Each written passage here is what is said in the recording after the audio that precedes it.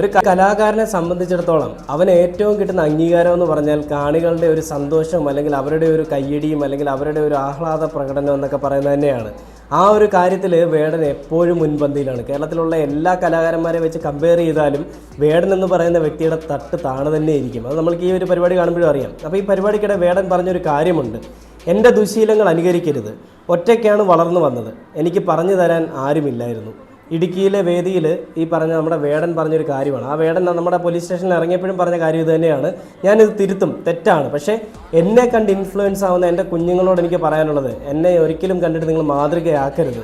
ഞാനത് തിരുത്തി കഴിഞ്ഞാൽ നിങ്ങൾക്ക് ആക്കാം എന്നുള്ള രീതിയിൽ തന്നെയാണ് വേടൻ പറഞ്ഞത്. വേടൻ്റെ വാക്കുകളിൽ അദ്ദേഹം ചെയ്ത് തെറ്റാണ്, അല്ലെങ്കിൽ അദ്ദേഹം ചെയ്തുകൊണ്ടിരിക്കുന്ന തെറ്റാണെന്ന് അദ്ദേഹത്തിന് തന്നെ ഉണ്ടായിരുന്നു, അദ്ദേഹത്തിന് തന്നെ അറിയാമായിരുന്നു. ആ കാര്യങ്ങൾ തിരുത്താനായിട്ട് അദ്ദേഹം മുന്നിലേക്ക് വരുന്നുള്ളതും അദ്ദേഹം പറഞ്ഞു.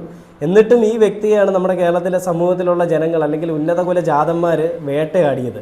ആ വേട്ടയാടിയത് നിങ്ങൾ അറിഞ്ഞില്ല.